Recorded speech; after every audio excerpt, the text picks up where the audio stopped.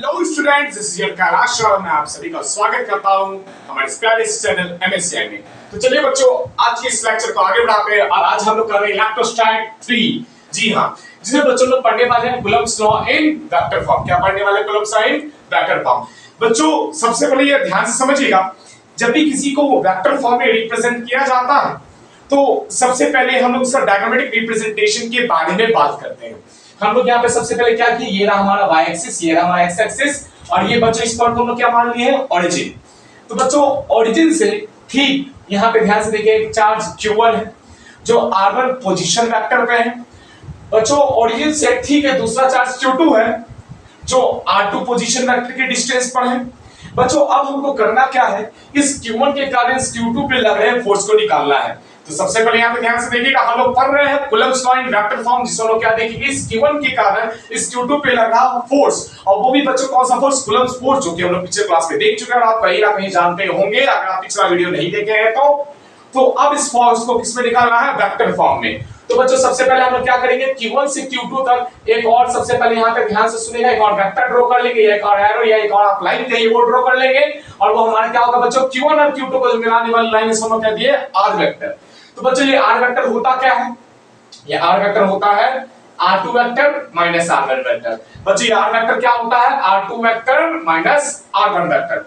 तो चलिए सबसे पहले हम लोग जानते हैं बच्चों कूलम्ब्स लॉ से, कूलम्ब्स लॉ से जो फोर्स है वो कैसे लिखा जाता है, जो फोर्स का मैग्नीट्यूड है वो लिखा जाता है 1/4 पाई एप्सिलॉन नॉट दोनों चार्ज का प्रोडक्ट यानी q1 into q2, और दोनों बीच का जो डिस्टेंस है उसका स्क्वायर यानी दोनों के बीच जो डिस्टेंस कितना है r, उसका स्क्वायर यानी कि r स्क्वायर।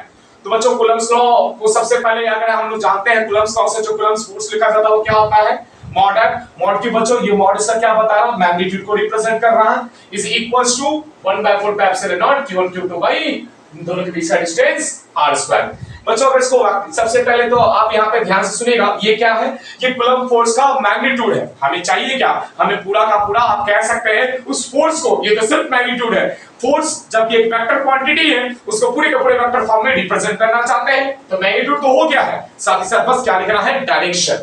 तो बच्चों f यहाँ पे ध्यान से देखना आप लोग, f वेक्टर, अब हम लोग फोर्स को वेक्टर फॉर्म में लेकर आए हैं, तो सबसे जो पहले जो मैग्नीट्यूड था उसको हुबहू लिख दिए 1/4 pi epsilon naught q1 q2 by r square. अब बच्चों डायरेक्शन देना है। एक बात बताओ तो हम लोग क्या निकाल रहे हैं, हम लोग निकाल रहे हैं q1 के कारण जो q2 पर फोर्स लगा, हम लोग क्या निकाल रहे हैं, q1 के कारण जो q2 पे फोर्स लगा।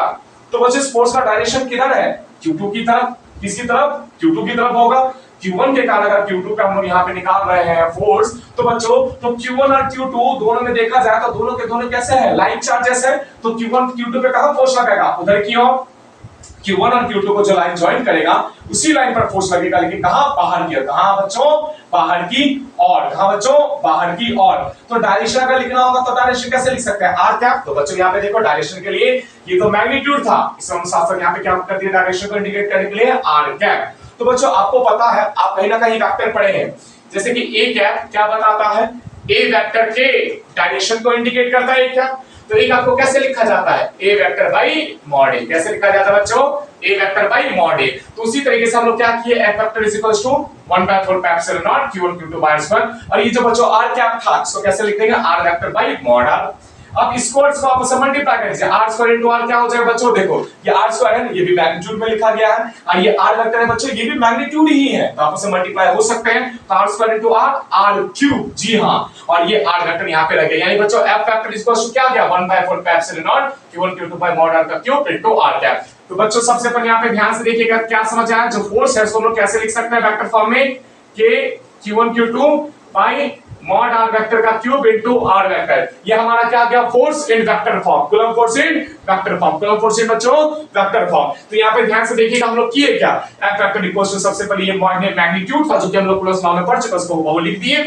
वेक्टर फॉर्म में लिखने के लिए मैग्नीट्यूड के साथ साथ क्या चाहिए, डायरेक्शन। तो डायरेक्शन कैसे निकालेंगे, अब यहां से ध्यान से देखो बच्चों, सबसे पहले q1 q2 पे फोर्स लगा रहा है, इसी लाइन पर फोर्स लगेगा, लेकिन दोनों q1 q2 पे फोर्स लगा रहा है, इसी लाइन पर फोर्स लगेगा, लेकिन जो q1 है और q2 है वो लाइक है, तो q1 q2 पे फोर्स कहां लगाएगा, बाहर की ओर, कहां लगाएगा, बाहर की ओर। तो अगर हमको डायरेक्शन चाहिए तो इसी r वेक्टर में से छोटा सा r कैप यूज कर देंगे हम लोग यहाँ पे डायरेक्शन के लिए।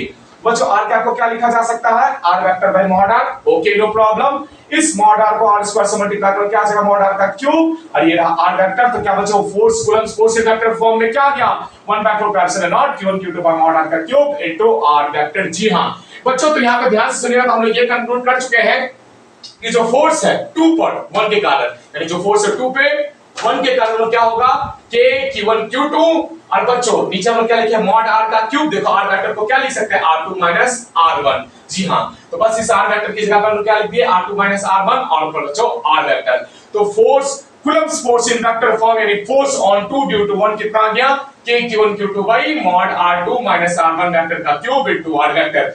बच्चों इससे जुड़ा एक छोटा सा कॉन्सेप्ट आप और याद रखिएगा, अगर आप न्यूमेरिकल्स बनाना चाहते हैं तो क्या केडी कॉन्सेप्ट यहां पे ध्यान से सुनिएगा बच्चों, आपको जिस पर फोर्स निकालना है वेक्टर का हेड उसकी तरफ होगा। यानी बच्चों जैसे कि हमको q2 पर फोर्स निकालना था q1 के कारण, तो जो हम यहां पे q1 से q2 तक ये जो वेक्टर ड्रॉ किया उसका हेड किसकी तरफ है, q2 की तरफ, क्योंकि फोर्स कहां निकालना है, q2 पे निकालना है। बच्चों हमको क्या निकालना था, q2 पे फोर्स निकालना था q1 के कारण, इसीलिए जो वेक्टर का हेड है वो किसकी तरफ है, q2 की तरफ। क्यों, क्योंकि हमको q2 पे फोर्स निकालना था।